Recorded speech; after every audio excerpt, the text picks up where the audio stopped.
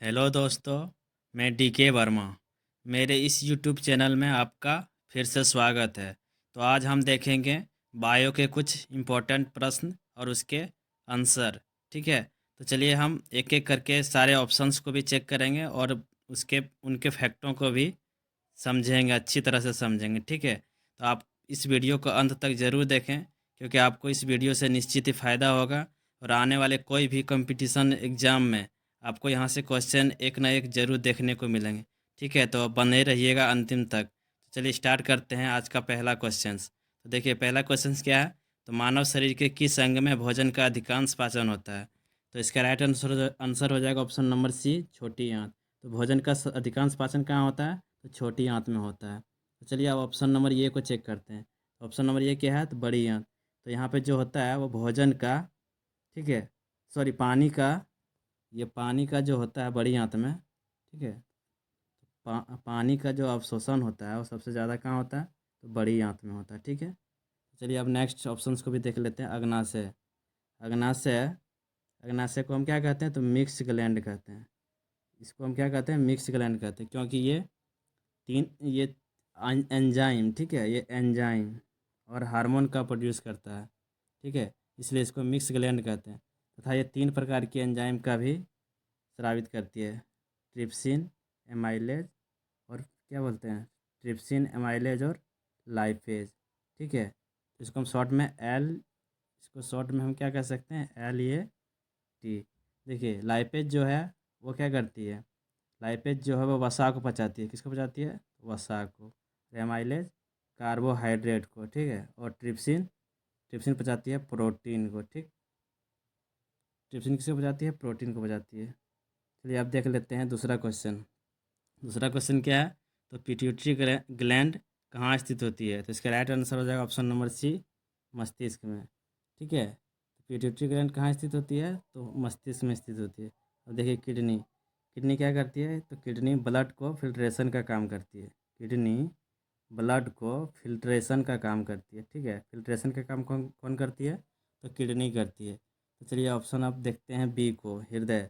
तो हृदय क्या है, तो हृदय ब्लड को, ठीक है, ब्लड को पंप करवाने का काम करती है।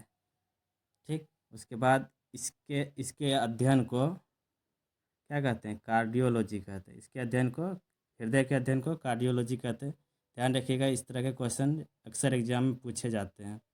ठीक है, अब देखिए इस उसके बाद क्या है, तो इसको जो चारों तरफ से कवरिंग की हुई रहती है, ठीक है, हार्ट को चारों तरफ से जो कवरिंग की हुई रहती है उसको क्या कहते हैं, पेरिकार्डियम कहते हैं। क्या कहते हैं, याद रखिएगा, पेरिकार्डियम कहते हैं। ठीक, चलिए अब नेक्स्ट क्वेश्चन को देख लेते हैं। अगला क्वेश्चन, क्वेश्चन नंबर 3 को, निम्नलिखित में से कौन सी धातु रक्त में पाई जाती है। तो इसका राइट आंसर क्या हो जाएगा, आयरन, लोहा हो जाएगा इसका राइट आंसर। ठीक है, तो ये कहाँ पाई जाती है, ये रक्त में पाई जाती है। कौन सी धातु, तो एफ यानी कि लोहा।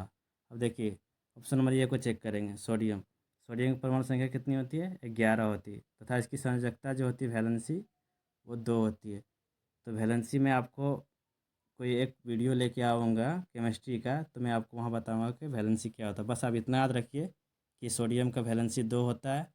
ठीक है, और मैग्नीशियम का देखिए, मैग्नीशियम का परमाणु संख्या 12 होता है। इसकी वैलेंसी कितनी होती है, वैलेंसी इसकी 2 होती है। सॉरी दोस्तों, शायद मैं पीछे आपको सोडियम का वैलेंसी 2 बता दिया था, लेकिन उसका वैलेंसी कितना होता है, 1 होता है। सोडियम का वैलेंसी 1 होता है, परमाणु संख्या 11 होता है। ठीक है, देखिए ऑप्शन नंबर सी को देखते हैं।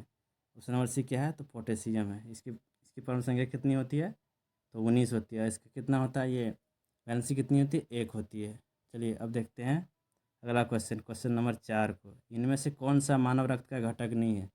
तो इसका राइट आंसर क्या हो जाएगा, राइट आंसर हो जाएगा इसका ऑप्शन नंबर ये, डीएनए। ठीक है, चलिए आप देखते हैं ऑप्शन नंबर 2 को, मतलब बी ऑप्शन को, कि ऑप्शन नंबर बी क्या कहती है। तो देखिए ऑप्शन नंबर बी है प्लाज्मा। ये रक्त का ही भाग है। ठीक है, ये रक्त का भाग है और ये 55% होता है, रक्त का 55% होता है प्लाज्मा। और ये जो होती है ये द्रव अवस्था में पाई जाती है, प्लाज्मा द्रव अवस्था में पाई जाती है। तो हो सकता है वीडियो स्लो हो रहा हो, बट आप लोग ज़रूर इस वीडियो को ध्यान से देखें। ठीक है, निश्चित ही आपको फ़ायदा होने वाला है। चलिए अब देखते हैं ऑप्शन नंबर सी को। ऑप्शन नंबर सी क्या है? आरबीसी। ये जो इसका जो निर्माण होता है अस्थि मज्जा में होता है, ठीक है। और ये ब्लड का भाग है और यह ठोस अवस्था में पाया जाता है। किस अवस्था में? तो ठोस अवस्था में पाया जाता है आरबीसी, और इसका निर्माण अस्थि मज्जा में होता है। तो चलिए अब प्लेटलेट्स को देख लेते हैं। ऑप्शन नंबर डी को। प्लेटलेट्स क्या करती है? तो ये ब्लड को जमाने का काम करती है, ठीक है। और डेंगू नामक बीमारी जब होता है तो प्लेटलेट्स की संख्या क्या होती है?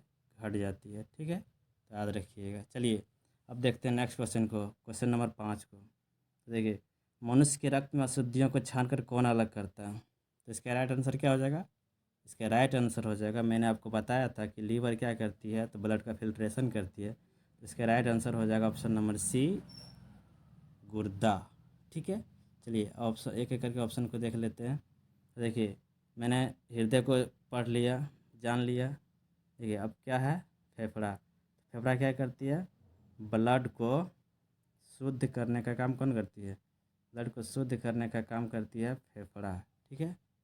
और देखिए अब देखिए ऑप्शन नंबर डी को देखिए। ऑप्शन नंबर डी क्या है? ऑप्शन नंबर डी है आंत। हम जानते हैं आंत कितने प्रकार की होती है? 2 प्रकार की होती है, ठीक है। छोटी आंत और क्या होती है? बड़ी आंत। क्या होती है? छोटी आंत। जगह कम है इसलिए मैं ऐसे बोल के समझा देता हूँ आपको। छोटी आंत और बड़ी आंत, 2 प्रकार की आंत होती है, ठीक है। तो छोटी आंत में हम समझे थे क्या होता है? सबसे ज़्यादा भोजन का पाचन होता है। और बड़ी आंत में क्या होता है? तो पानी का अवशोषण सबसे ज़्यादा होता है। तो दोस्तों एक चीज़ और, कि जो बड़ी आंत होती है, ठीक है, बड़ी आंत जो होती है, इसमें एक क्या बोलते हैं उसको, अपेंडिक्स नामक जो बीमारी होती है, ठीक है। अपेंडिक्स नामक जो बीमारी होती है वो बड़ी आंत के सिक्कम वाले जो पार्ट होते हैं, 3 पार्ट होते हैं बड़ी आंत में, उसमें जो सिक्कम वाला पार्ट होता है उसी में अपेंडिक्स नामक जो बीमारी होती है वो सिक्कम वाले भाग में होती है। किसमें? बड़ी आंत के सिक्कम वाले भाग में अपेंडिक्स नामक बीमारी होती है, ठीक। चलिए याद रखिएगा। अब देखिए नेक्स्ट क्वेश्चन को। नेक्स्ट क्वेश्चन क्या है? Question number 6। यूरिया का निर्माण शरीर के किस अंग में होता है? तो इसका राइट आंसर हो जाएगा किसमें? यकृत में, ठीक। इसका राइट आंसर हो जाएगा किसमें? तो यकृत में, ऑप्शन नंबर बी। तो हम यकृत के बारे में भी जान चुके हैं, लीवर जो बाइल जूस बनाता है, ठीक है। चलिए अब नेक्स्ट क्वेश्चन को देख लेते हैं। क्वेश्चन नंबर 7 को। कौन सी ग्रंथि केवल यौवन तक सक्रिय रहती है? तो इसका राइट आंसर हो जाएगा option number B, thymus gland. देखिए अब पीनियल ग्लैंड को देखते हैं, ठीक है। पीनियल ग्लैंड क्या है? तो ये सबसे छोटी ग्रंथि होती है और इसे क्या कहते हैं? तो इसे बायोलॉजिकल ग्लैंड भी कहते हैं, बायोलॉजिकल ग्लैंड। पीनियल ग्लैंड को जो है वो बायोलॉजिकल ग्लैंड कहते हैं और यह सबसे छोटी ग्रंथि होती है। चलिए अब नेक्स्ट ऑप्शंस को देख लेते हैं। ऑप्शन नंबर सी को, पिट्यूटरी ग्लैंड। ये जो है सबसे ज़्यादा, ठीक है, पिट्यूटरी ग्लैंड जो है, पिट्यूटरी ग्लैंड जो है सबसे ज़्यादा हार्मोन प्रोड्यूस करती है, ठीक है। पिट्यूटरी ग्लैंड जो है सबसे ज़्यादा हार्मोन स्रावित करती है। तो ये कितने प्रकार के हार्मोन स्रावित करती है? तो ये 11 प्रकार के हार्मोन को स्रावित करती है। कितने? 11 प्रकार के हार्मोन। कौन? पिट्यूटरी ग्लैंड 11 प्रकार के हार्मोन। तथा यह जो है 7 ग्रंथियों को अपने कंट्रोल में रखती है। पिट्यूटरी ग्लैंड जो है 7 ग्रंथियों को अपने कंट्रोल में रखती है। और हाइपोथैलेमस, तो हाइपोथैलेमस में भूख लगना, प्यास लगना जैसी घटनाएं, ठीक है, भूख लगना, प्यास लगना जैसी घटनाएं, तथा इंटरनल जैसे कि आंतरिक टेम्परेचर का पता करना, सब सब सभी ये सभी घटनाएं हाइपोथैलेमस में ही होती है। चलिए अब नेक्स्ट क्वेश्चन देखते हैं, अगला क्वेश्चन को। वृद्धि हार्मोन का स्रावन किस ग्रंथि के द्वारा होता है? तो इसका राइट आंसर हो जाएगा option number B, pituitary gland. अब देखिए ऑक्सीटोसिन ग्लैंड, ठीक है। ये ऑक्सीटोसिन जो है वो महिलाओं में दूध का बढ़ाने के लिए, दूध को बढ़ाने के लिए, मतलब प्रोड्यूस करने के लिए ऑक्सीटोसिन हार्मोन का उपयोग किया जाता है, ठीक है। और गाय भैंस में, ठीक है, गाय भैंस में, ठीक है, दूध का उत्पादन बढ़ाने के लिए मतलब ऑक्सीटोसिन नामक हार्मोन की सुई को गाय व भैंस का दूध को बढ़ाने के लिए दिया जाता है, ठीक है।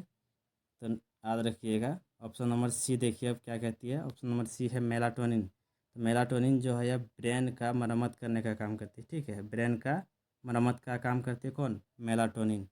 देखिए अब देखते हैं ऑप्शन नंबर डी को, एड्रिनल ग्लैंड। इस ग्लैंड को मरो लड़ो या मरो हार्मोन कहते हैं, ठीक है। तथा यह किडनी के, ठीक है, ये किडनी के ऊपर वाले भाग में होती है, किडनी के ऊपर में होती है, ये किडनी हो गया, इसके ऊपर में स्थित होती है कौन, एड्रिनल ग्लैंड। चलिए अब नेक्स्ट क्वेश्चन देखते हैं, क्वेश्चन नंबर 9। स्वैच्छिक मांसपेशियां विद्यमान होती है, तो इसका राइट आंसर क्या हो जाएगा, इसका राइट आंसर हो जाएगा ऑप्शन नंबर बी, हाथ। तो स्वैच्छिक मांसपेशियां कहने का मतलब है कि जो हमारी इच्छा अनुसार चले, तो उसे हम स्वैच्छिक मांसपेशी कहते हैं। तो हाथ हमारी इच्छा अनुसार चलती है। देखिए अब जिगर, जिगर में हो रही क्रियाएं, ठीक है, तो हमारी मर्जी से नहीं चलती है, वो तो अपने आप होती है। देखिए हृदय, हृदय में धड़कना वो तो हम रोक नहीं सकते हैं, वो ज़्यादा से ज़्यादा कितना देर रुक पाइएगा, तो वो अपनी क्रियाएं होती है, मतलब स्वैच्छिक क्रियाएं नहीं है, बल्कि अनैच्छिक क्रियाएं हम लोग के, मतलब हम लोग के बिना इच्छा का क्रियाएं हैं, तो उसे हम क्या कहते हैं, अनैच्छिक क्रियाएं कहते हैं।